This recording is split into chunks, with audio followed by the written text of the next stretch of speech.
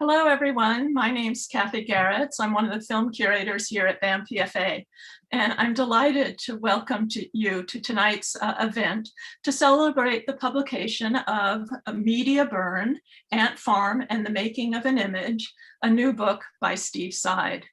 As many of you know, Steve Seid was a video curator at BAM PFA until 2016.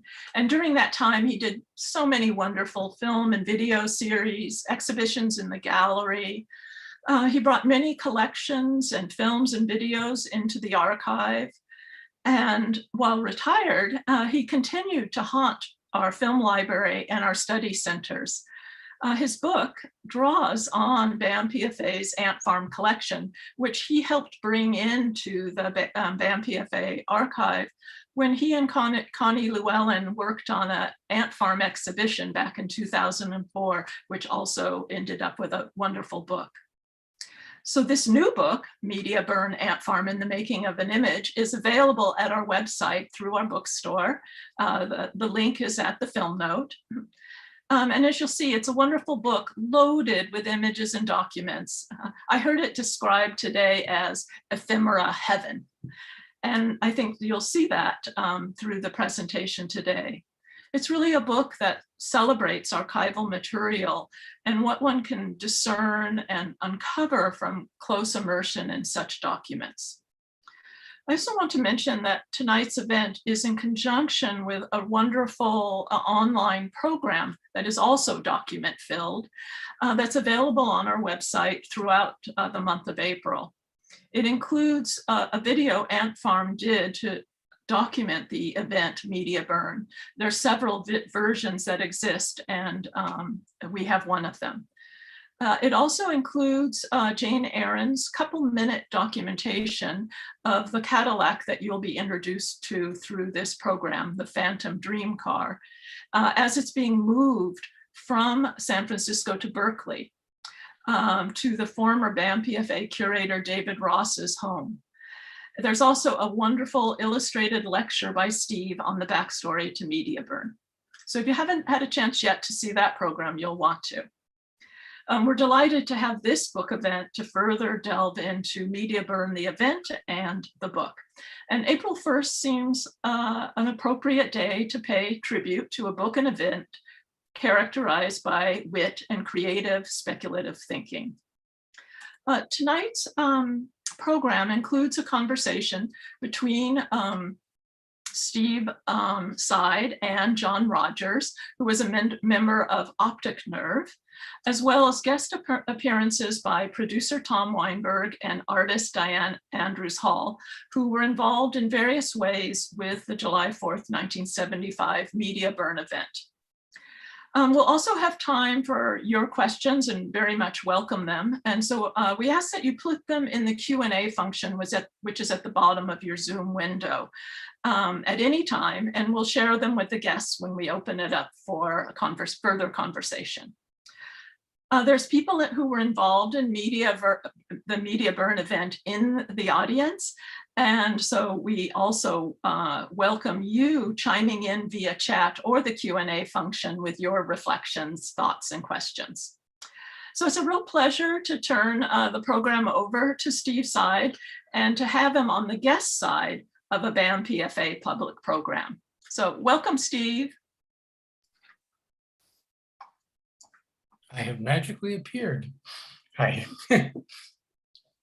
So welcome also to everyone out there to this conversation about Media Burn, Ant Farm's great conceptual performance from July 4th, 1975.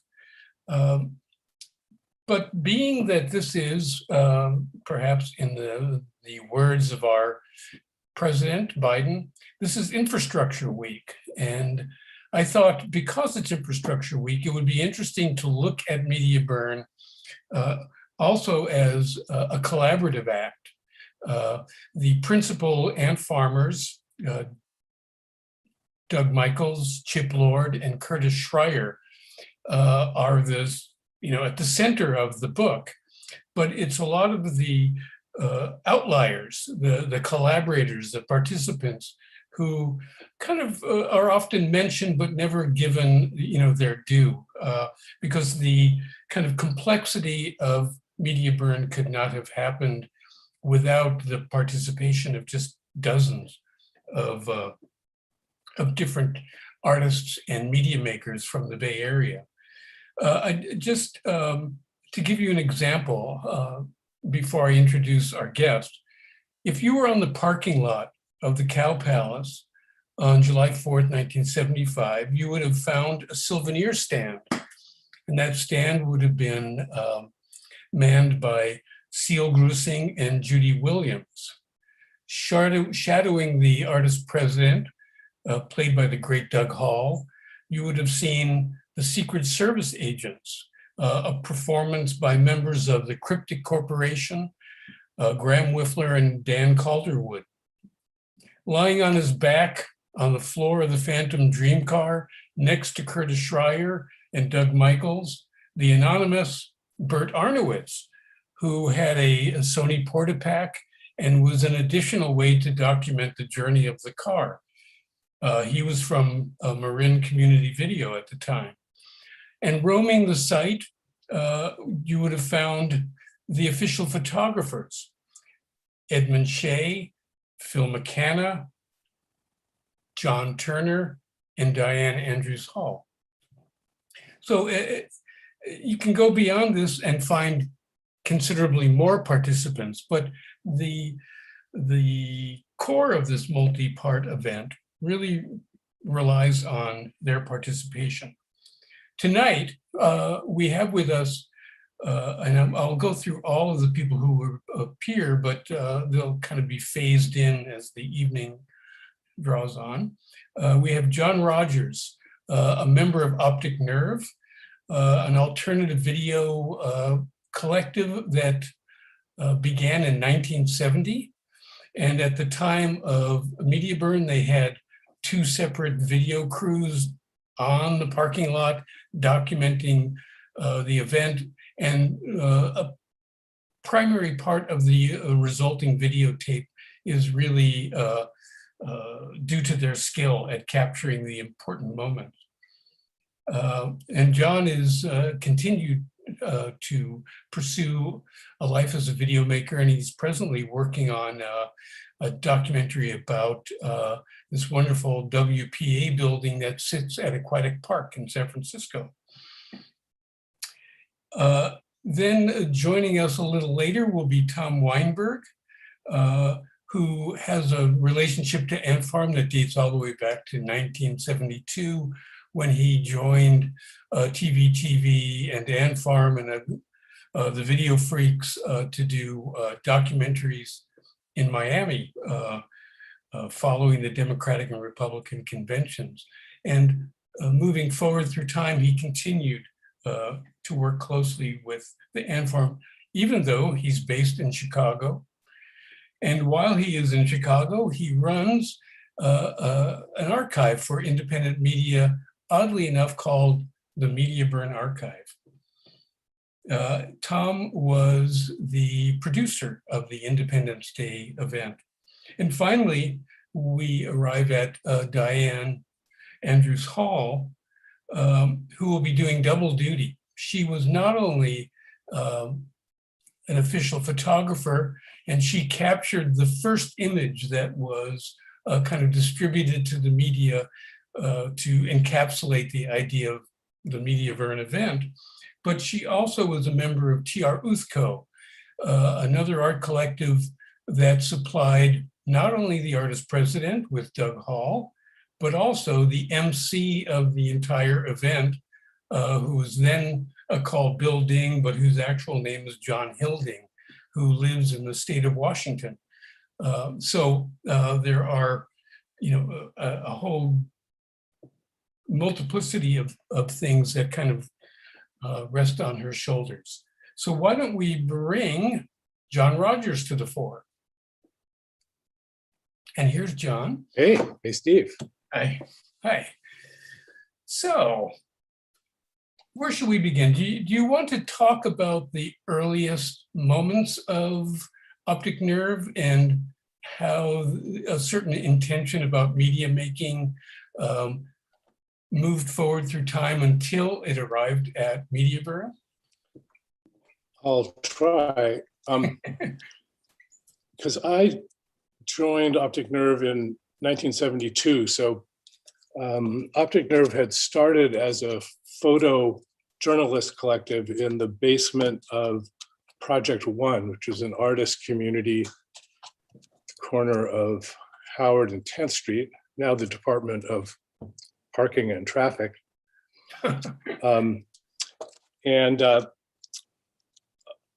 Folks at Optic Nerve during those years made two early works, 50 Wonderful Years and Psychological Bull Rider, which were black and white Portapak works that, I think definitely exemplify the ethos of the time, a sort of verite, very sort of seat of the pants, available light, very informal, mixed with interviews, eschewing narration. And those were, because KQED at that time was actually a fairly innovative institution, the National Center for Experiments in Television was there. And those pieces were shown on KQED by playing back from a Portapak, I think, onto a small monitor, which was shot with a television camera and broadcast. So at that point, I was actually working on another Portapak documentary with some other folks in LA on the Pentagon Papers trial with Daniel Ellsberg, in which we were going out with him into the street and shooting street interviews, which we then come back in the evening and watch and go out the next day. And that was ultimately transferred to film and edited as a film, because they're basically the video editing at that point was very primitive. So 72, we moved into that space, and projects that happened soon afterward were a documentary we shot for the Prisoners Health Project called Dead Action. It was shot in San Bruno County Jail, another Portapak project. We had rather extraordinary access. Lynn and Maya and Sherry were shooting in the women's jail, and Jules and I were shooting on the men's side. And we would go there every day and, they would sort of let us out onto the different tiers in the jail. And we, again, sort of shooting verite and interviews. That was a piece that was used as an organizing tool, which was something we are also very interested in, is making projects that weren't necessarily for broadcast, but could be used by community organizations. Next piece we did was called Artworks, produced for the National Endowment for the Arts. It was about a pilot program in San Francisco where artists were hired with Comprehensive Employment and Training Act funds. And they actually did take this video, show it around the country, trying to start similar programs.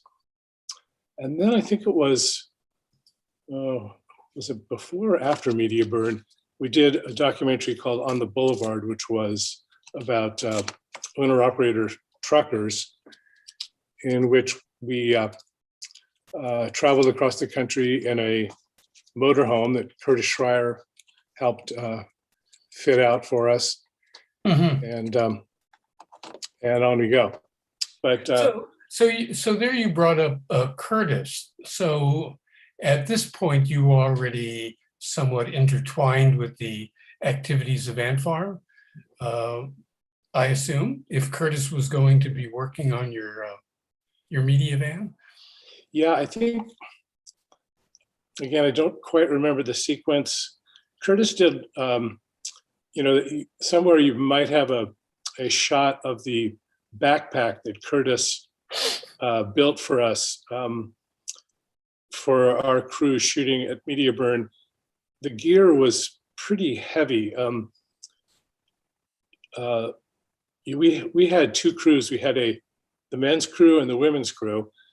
And Sherry and Lynn and Maya were shooting Portapack, and Jim and Jules and I were shooting these small 20-minute cassettes in a deck that also had a really big camera control unit.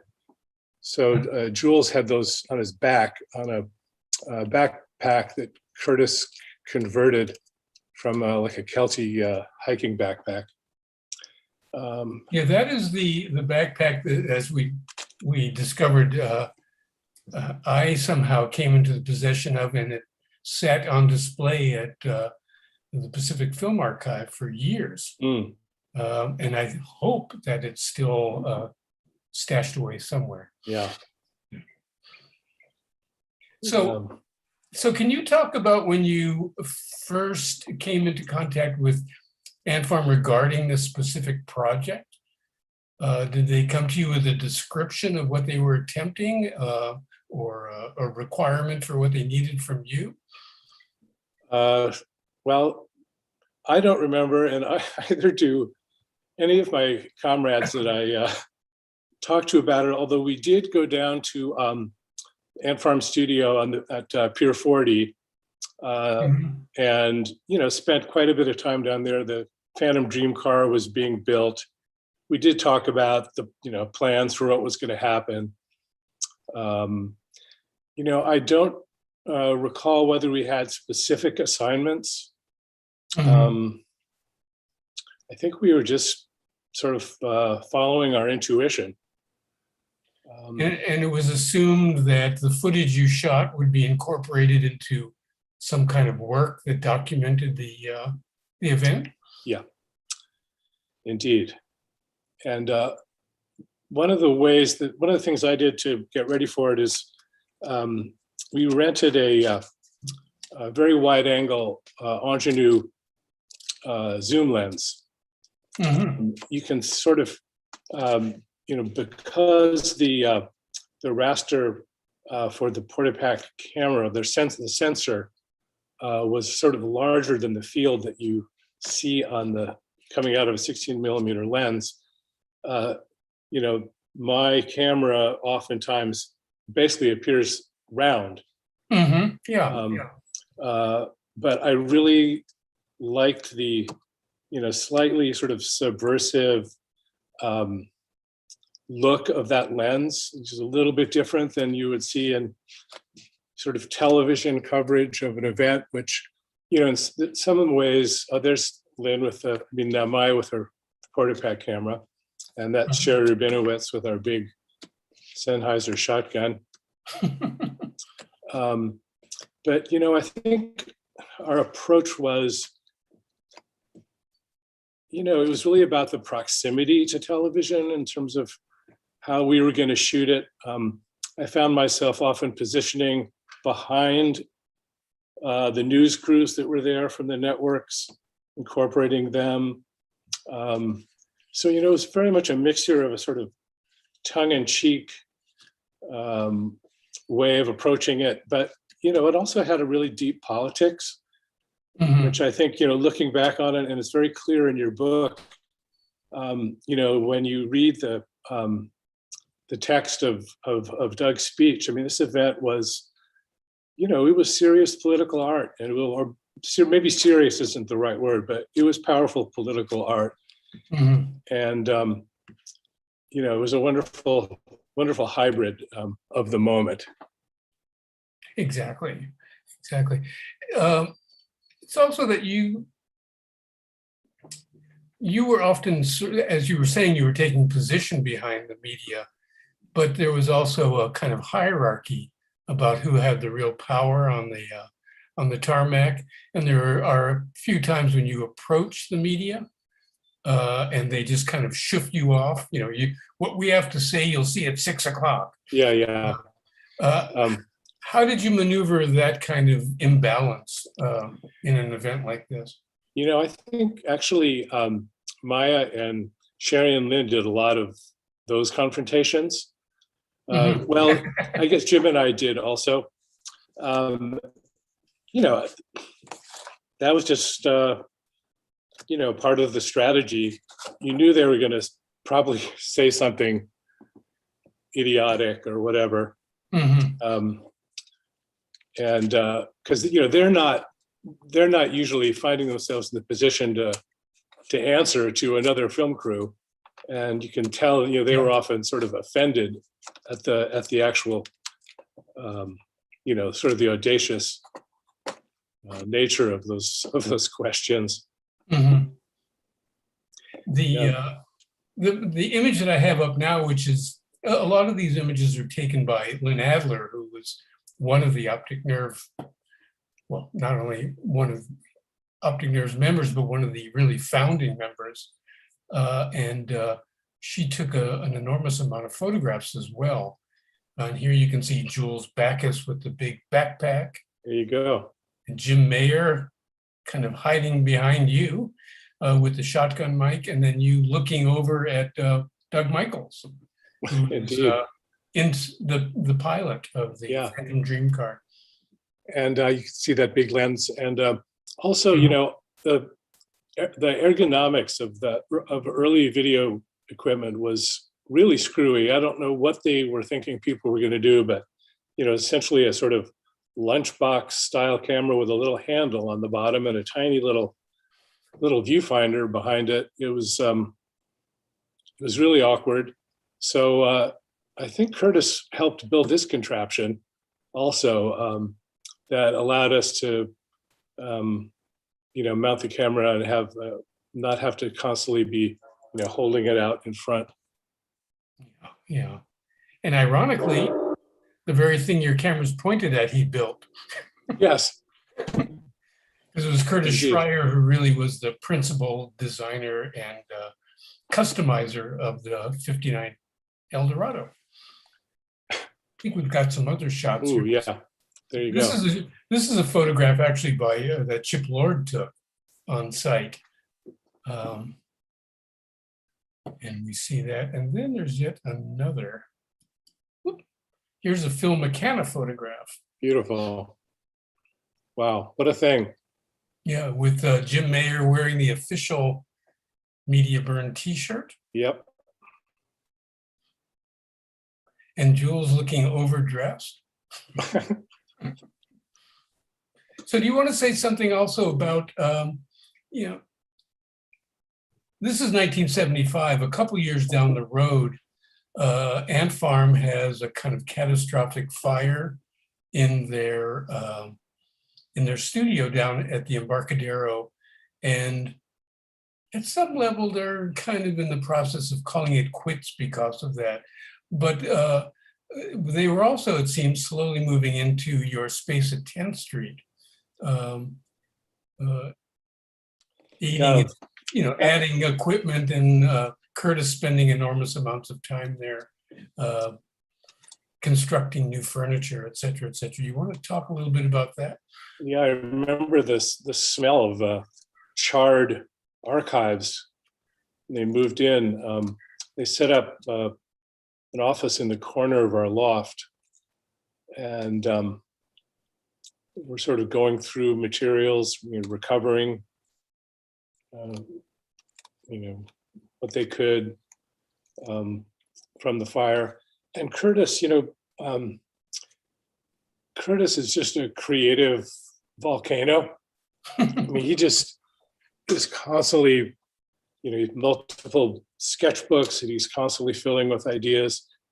And he set about he helped build a big editing room in the middle of our space, which I don't think it was ever documented. It was a sort of crystalline shape, which he had all kinds of innovative doors that also you could use to store equipment in.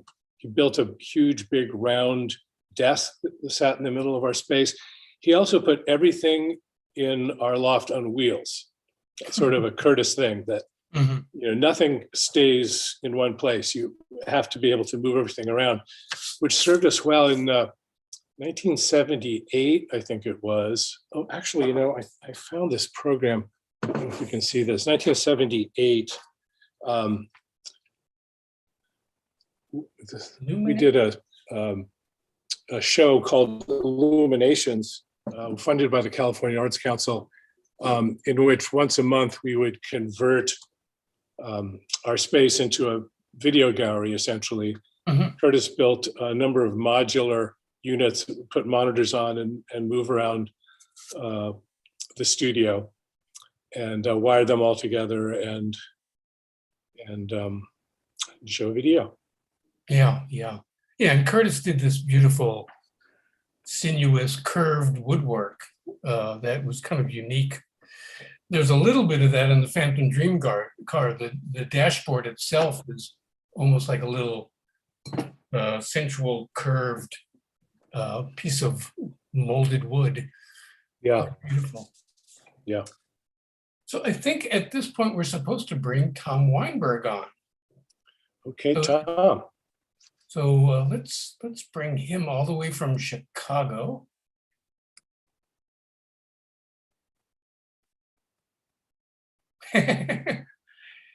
You have to unmute yourself, Tom. I know you don't like to talk. Take two, and I'm here. So this is Tom Weinberg. Again, I mentioned that he goes back to collaborative projects with Ant Farm all the way back to at least 1972 that I know of. And it was when he went to Miami for TV that he gained the nickname of Score because he had found such a wonderful residence for this 40-some number of people, video makers to crash in. And he was continued to be called Score for decades afterwards.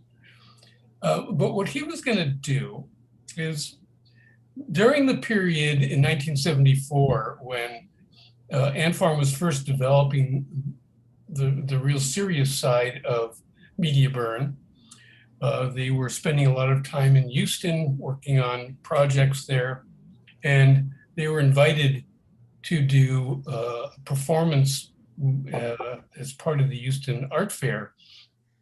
And they proposed what went through several transformations, but a thing that was first called Coming and Going, Main Street, then it became Easy Money, and eventually it kind of reshaped itself into the final version, which was Media Burn.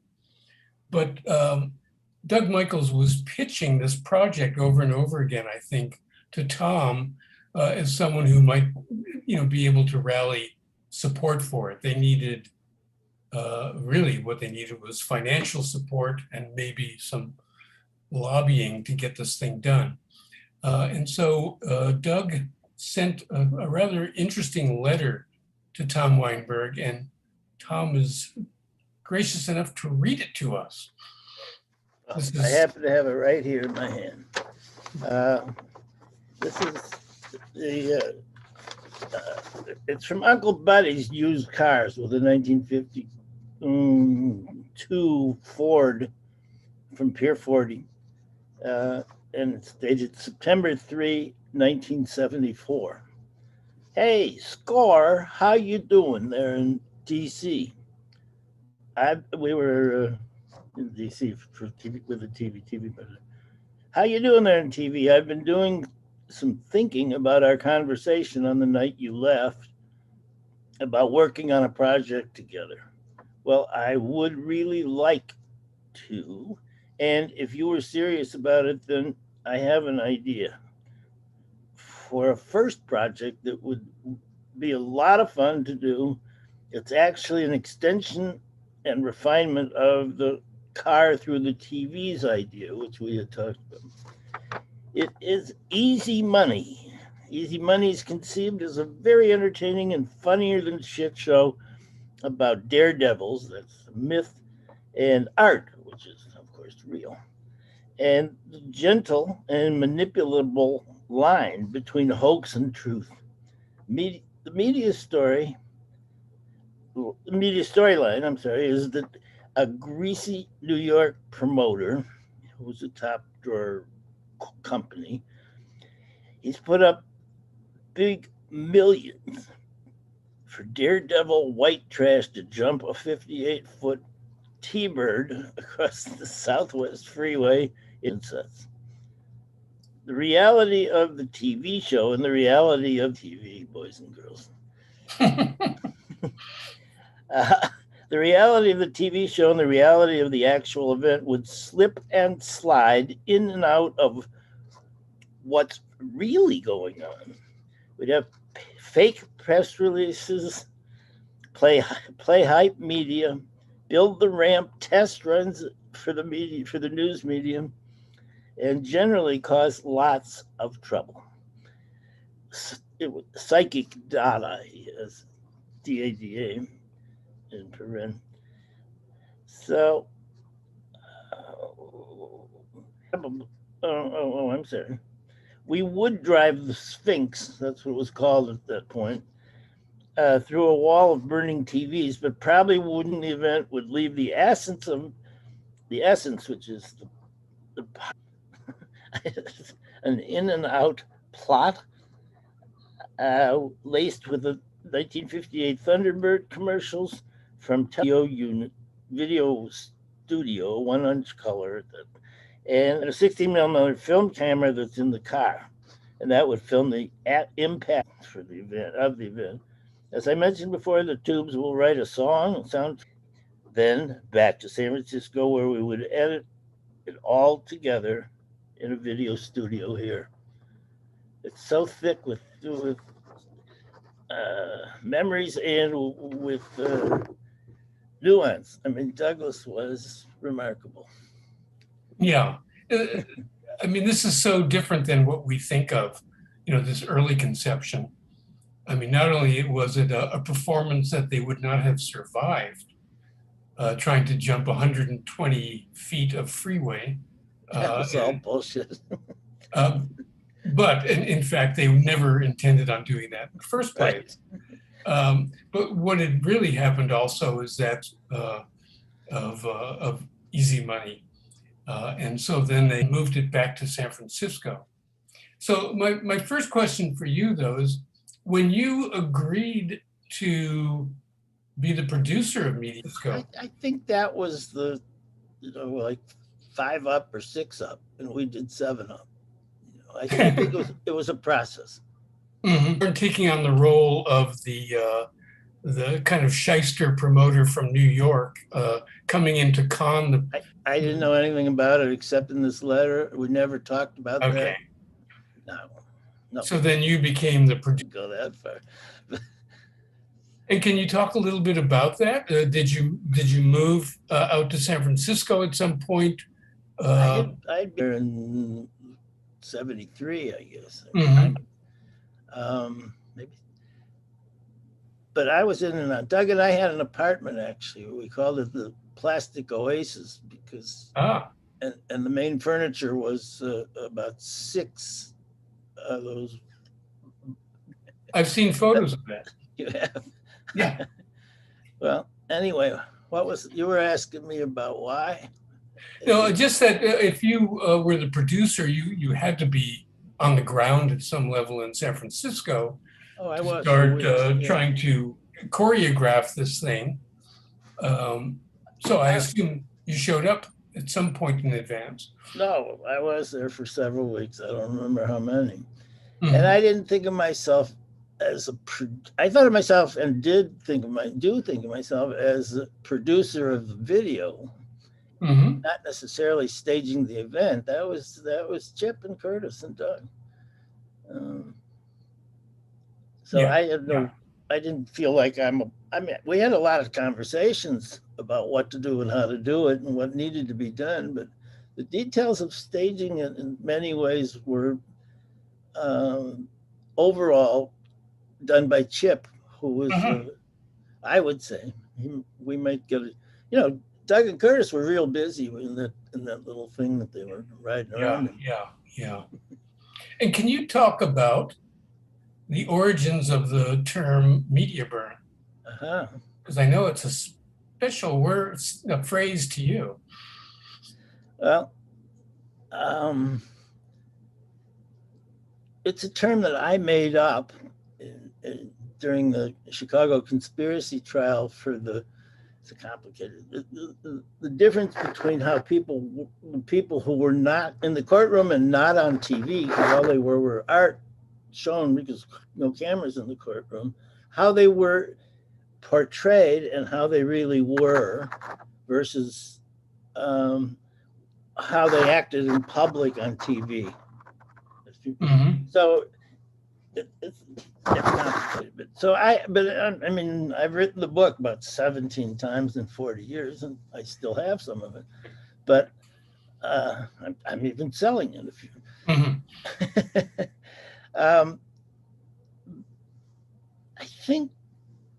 I think what happened with that is, though, I talked to Doug about the concept and what it meant and the ramifications, and he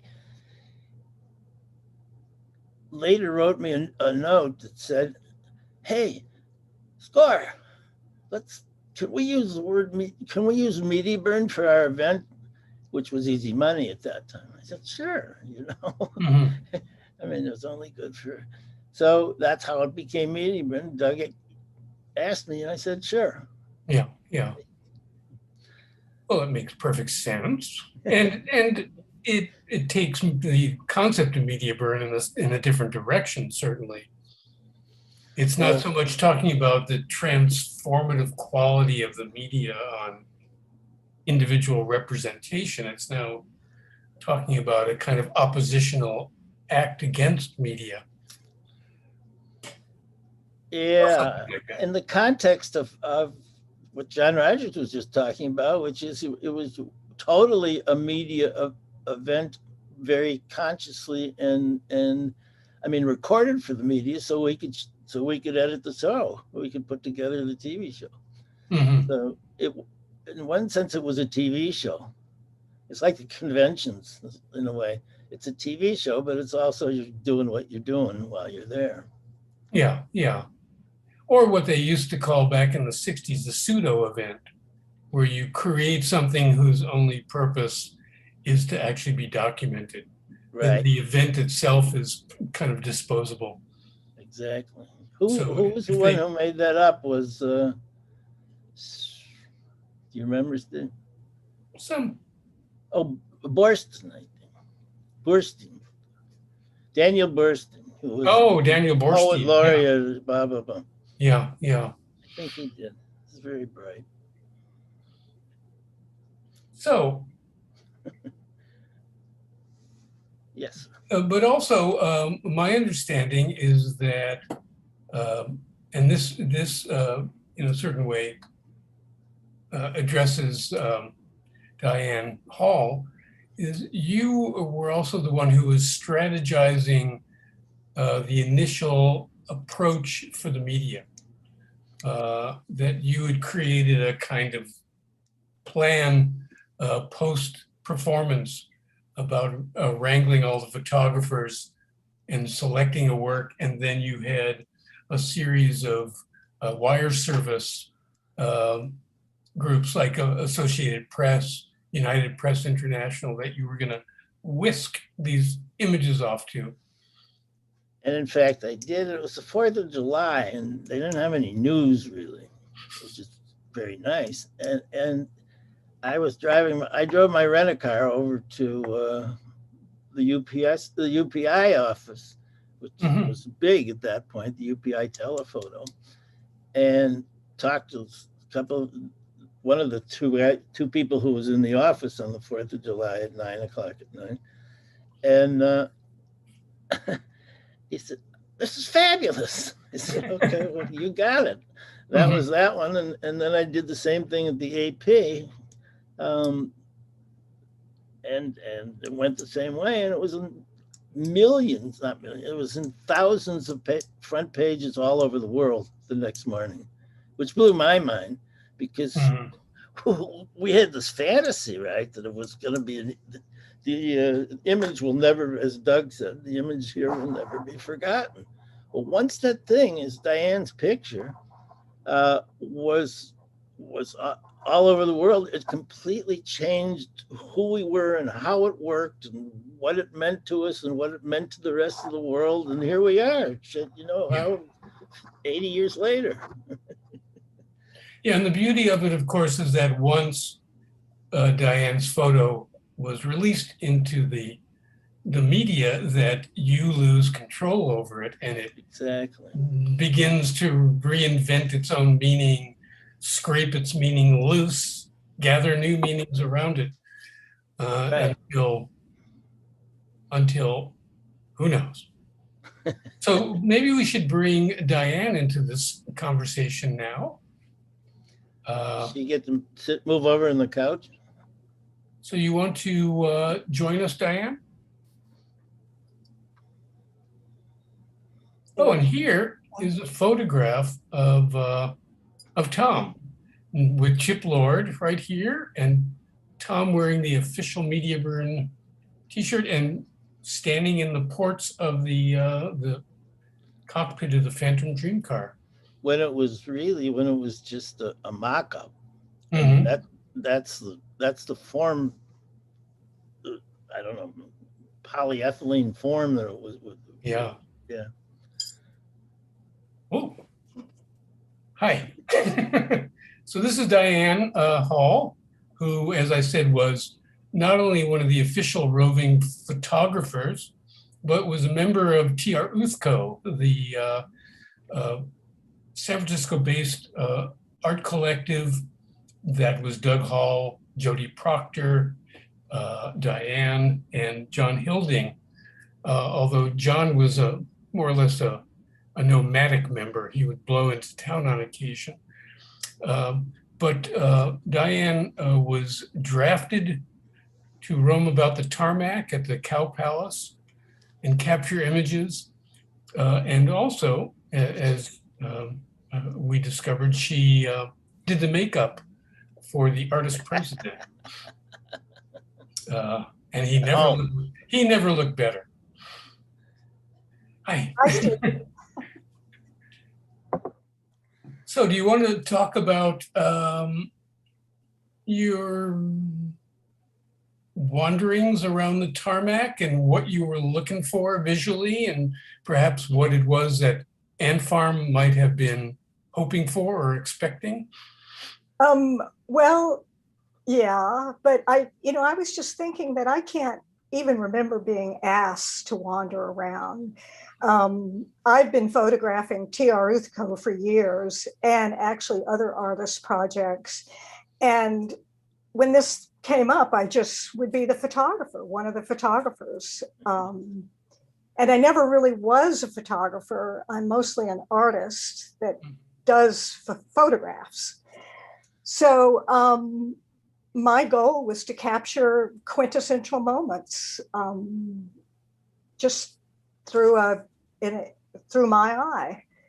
And as far as the burning television sets, I mean, I spent a lot of time wandering around taking pictures of events that I knew needed to be documented, because this obviously was an event to be documented, and it really wouldn't exist now if it hadn't have been documented. So after I did that, then I found a good position that I could see the television sets, and I just waited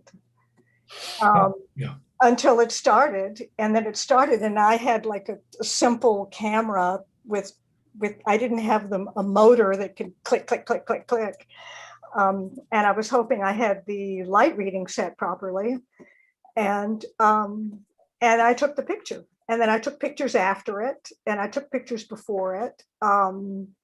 And a lot of these pictures I don't even remember taking, obviously. And I think here the sun is going down behind them. I'm pretty sure I was using Tri-X because it looks pretty grainy. And there's the picture. And Ant Farm would call me up constantly asking me to print pictures for them that I just got tired of it and gave Chip all the negatives. Mhm, So exactly. they have the pictures now. So that's about it. We did meet Ant Farm in the 70s when we came to California, and we had just gotten here, and we had this little apartment, and Doug went over to Sausalito to see some event, and he came racing back and he said, I met these great people, you gotta meet them. And it was Ant Farm. And we discovered that Chip went to Tulane and I went to Tulane, and Hudson went to Tulane and I went to Tulane. I knew Hudson, I didn't know Chip.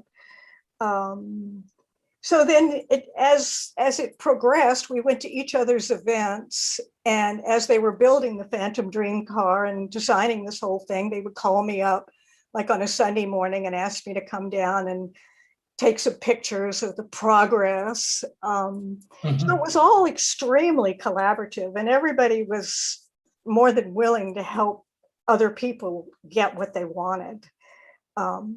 So I was never really told what to do. Yeah, Just yeah. did what I do.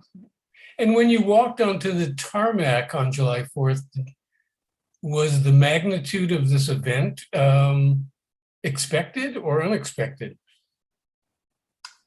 I don't know. It seemed completely normal to me.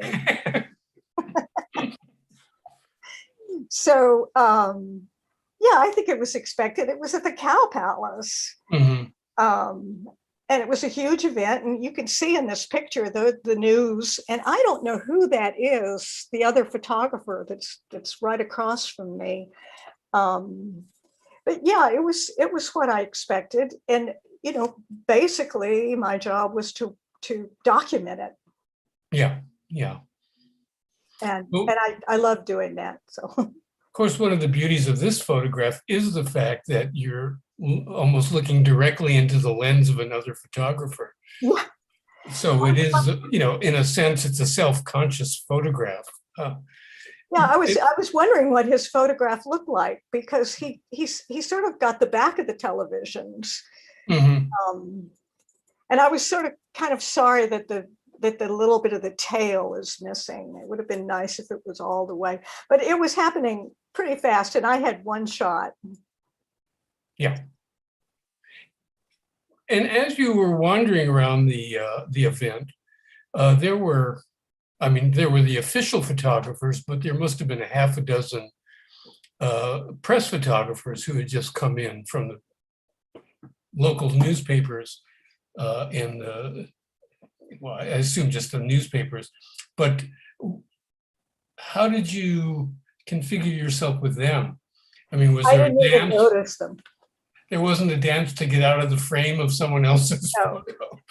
Yeah. I didn't even notice them. I was just getting the pictures that I needed to get. And I guess there were a lot of, at least people had cameras and not phones in their hands. Yeah, yeah. Um, There's another thing that's notable about this photograph, which is not apparent, but you see that person behind the photographer sitting against the fence? yeah, That's Terry Fox. that is Terry Fox. We found him in another picture too. Yeah, yeah, where he's more in the foreground. Yeah. But there he is. Yeah. Hi, Terry. And you want to talk a little bit about working with Doug to get him prepared to be the artist president? Well, you know, all I did was the makeup. Leslie, I believe Sherman was his last name. He was the official makeup person at the San Francisco Opera. And we hired him to come and make up Doug like Kennedy. So he had the wig made, and there was like wax put on his eyebrows, and then his eyebrows were replaced, and a lot of shading on his cheeks. And I think I think he did a good job. So this was just done, you know, probably at home before we came over to the Cow Palace. And I also did the makeup at in Houston, I mean in Dallas. Oh, when you went to do Eternal Frame. I also took some good pictures there too. Yeah, yeah, yeah. So yeah, that's how the makeup came about. I don't know where the suit came from. And Oh, yeah. there's John Hilding in the background there. Yeah, and here is John, if you can just see him right there. So you don't have any pictures of Jody? Well, Jody wasn't there. He wasn't? No. He was supposed to be a Secret Service agent, Oh. and something had pulled him away from the event. So I think Dan Calderwood stood in for him. Took his place. Oh. Yeah. Well, so it goes. Yeah, only Doug knows the truth of that one. I'll have to ask him after the event. And also, Steve, I wanted to say thank you for including all of the support group in this particular event, because these are huge collaborations, and none of it would have happened without it, and no one was paid. It was really all people, you know, helping people achieve their vision. And it's thoughtful of you to have done this. I should describe one of my favorite collaborative people in this event because of what he did. Speaking of vision, is Star Sutherland, who, when they were first trying out driving the Phantom Dream car across the parking lot to the TV set, they discovered that it was, in fact, quite difficult to keep the car on course, because what they were using was a little monitor on the dashboard. They were not seeing the road, and the camera was up above in the tail fin. You can see it right here. So the view of the camera did not really match the road properly. And Star was there when they discovered this problem. And the way I hear it is he ran off, went to a nearby construction site, stole a bunch of 2x4s, brought them back, painted them white, and created a false white line that led from the car to the pyramid of TV sets. And then they were able to follow this little white line of freshly painted 2x4s right to their target. And of course, not a very safe car, I'd say. Yeah, and then once they went through the pyramid of TV sets, it knocked the tail fin off, and the tail fin had the camera they were using to navigate by. So from that point on, they were totally blind. And braking before they got to that tree line at the end of the parking lot was the phenomenal act of Doug Michaels.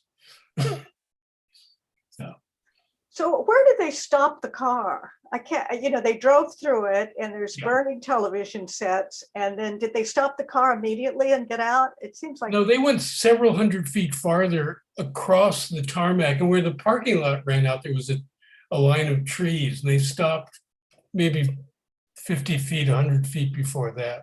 Yeah. No. But it was probably hair-raising for them.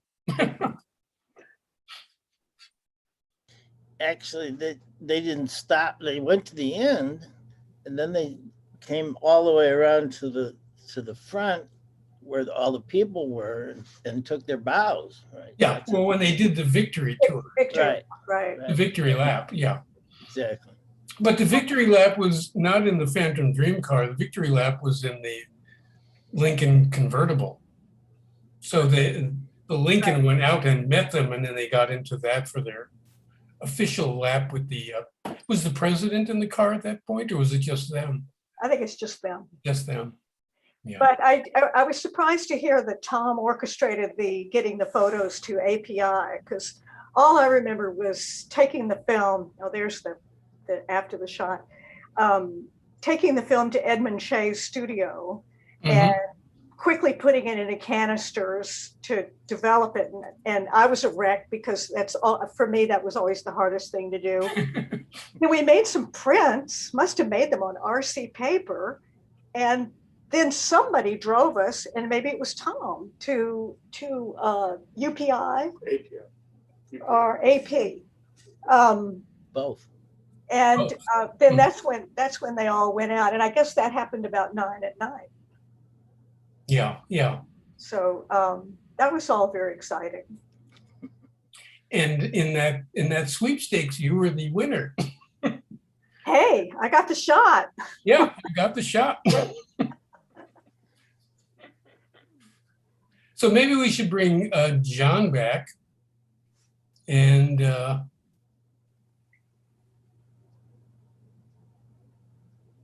what can we do now? Perhaps someone out there in virtual world has questions for you guys. And Steve, can you also stop sharing so that the guests' images will be larger unless you have Sure. more images to show? No, this is Diane's That's a great, burning. That's Diane's 10 minutes. So Skip had asked who all was taking documentation photos. And so at first I think he was referring to yours, but then the names came up. But about how many people were there in the role of documenters? Lots. Well, there was Phil McKenna, John Turner, Edmund Shea, Lynn Adler took many photographs, and then Diane, of course, took many, many photographs. And then there were, as you can see in a lot of the photographs that they took, there are people from the press constantly in the frame. So I wouldn't doubt if there were several dozen people out there actually documenting. And then John said that he was taking video footage that was also seen to perhaps be going to go into the media burn video piece. How many of the ant farm people were videoing? Any of them or was it all other people who were the videographers? All other people. Mm-hmm. They were busy. Yeah, they were. Yeah. Bert Arnowitz was shooting inside the car. There were 2 crews, right, John, of you guys? Yeah. Maybe, yeah, I think so. Yeah. And there was one other group led by, I think, Will Hoover, who also had a crew out there. Yeah. And Skip just noted that David Court from Video Freaks operated a podium video camera. Oh, Yeah. up on the grandstand?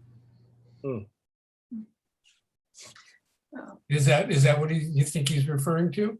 We'll find out if he answers. You're saying Skip Blumberg. Right in front of the stage. Yeah, Skip Blumberg's is in the audience. Yeah. So he said it was right in front of the stage. I don't think it was recording anything, or we would have used it in the tape. I think it was a live camera to be going on the monitors on the side. That's my guess. Wow. And Skip or Tom, do you know anything about, not Skip, Steve or Tom, about why there are multiple versions of the video media burn? For example, I think the one we're showing is from 2000 and is considered an edit from 2003. Which Steve engineered to happen, I would say. Yeah. No, I think it's, how do I put this tactfully? You can say it. We didn't know what the hell we were doing. I think that the original version was about 26 minutes long. And then when especially Chip looked at it years later, he was not too happy with it because, they really matured as media makers. So I think he just wanted to go back and clean it up. And they did, like in the Eternal Frame, they did a restoration on that one where they literally went back to the open reel source footage and digitized that and then reassembled the entire work from scratch. And I think they would have done that with Media Burn if they would have had the kind of backing to do it. But I think Chip's reasoning was simply that he was getting rid of bad and extraneous edits. Simplifying with the clarity of time passing. Yeah. So Skip came back with a clarification that that camera was the close-up of the speeches like building, artist pres, etc. Mhm. So Steve, a question that is more around the book. And how much of it was generated out of conversations and interviews such as what was happening tonight for this event, people's memories and gathering information? And how much was the documentation from the Ant Farm archive, the product of producing information? Mhm. What was the kind of back and forth of that? I interviewed many people, but my interviews weren't in a formal sense. I was more interested in creating a kind of narrative, historical narrative that at some level depersonalized it. I didn't want it just to be this person's take on what happened and this person's take. I wanted to create an amalgam that would have a single voice. But it's definitely based on talking with Chip and Curtis and just, dozens of people along the way. And then, of course, the archive at the Berkeley Art Museum was so rich because Ant Farm saved everything. They saved correspondence like the letter that Tom read. They saved invoices and contracts and funding pitches and just everything. So in a certain way, you could then piece together the transformation of the event from what began in Texas in a couple of years earlier through 1975 as a kind of bouillabaisse of ephemera. Yeah, you really give a lot of the story before, how the idea changes over time and develops, not just the event, which is a lot of what we were talking about right now.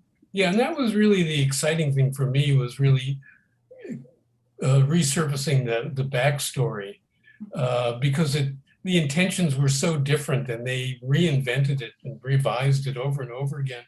But also that when I first started talking to Chip Lord about this, he used to say it was our dream to drive a car through a burning set of television sets. Like, well, what kind of a dream is that? And when did that dream start? And that the start of that dream, I was never able to track down. But it was definitely the dream of especially with Doug Michaels and Chip Lord, the dream of young men growing up in car culture of the 50s and into the 60s, and the kind of instinctive love you have for petroleum products. So Mia, who I think was in Optic Nerve, Maya has a question. Where is the raw video footage? Because we were talking about all the documenters. Steve, is that part of the BAM PFA materials, or is that perhaps at the Avery or unknown? Wow, the raw footage from MediaBird. Uh-oh. Good question. I'm not sure I know. The last time I saw it was when we were editing in Syracuse. We might have left it there. Skip Lumberg was on that edit, so maybe he knows. I'll see if he answers. And here is a question that's the person says might be somewhat absurd, but it's interesting. If you had to imagine a sequel to the 1975 Media Burn event to take place on the 50th anniversary in 2025, what kind of stunt do you think could reflect the current media landscape? I'll get back to you. And Tice Jayaswal also encouraged the audience to respond.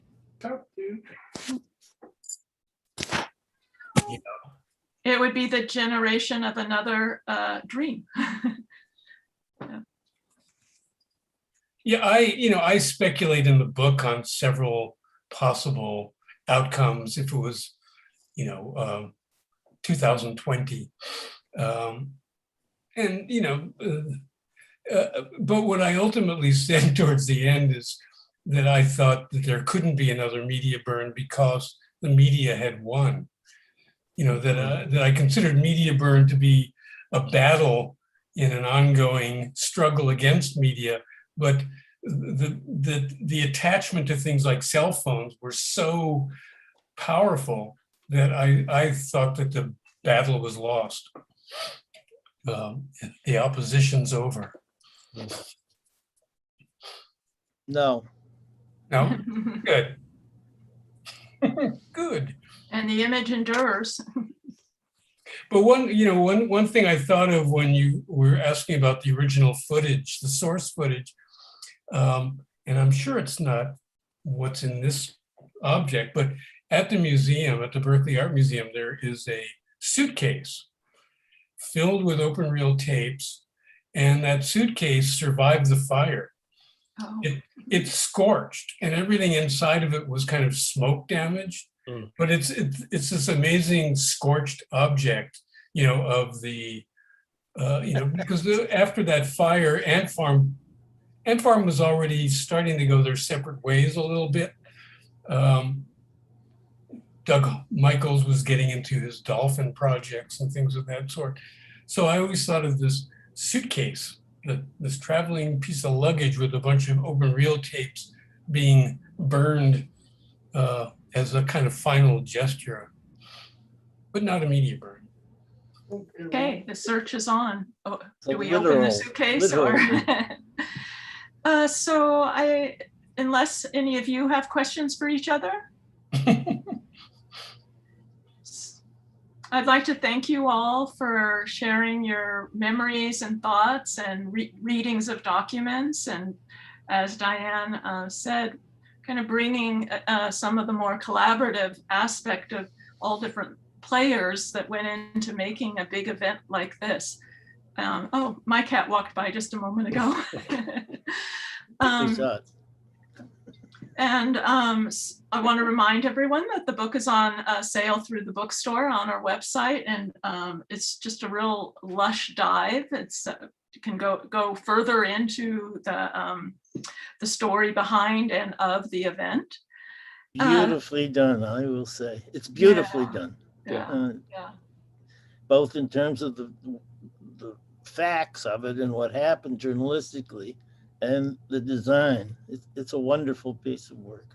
Yeah, it's a great object as well as a book. Yeah. So thank you all.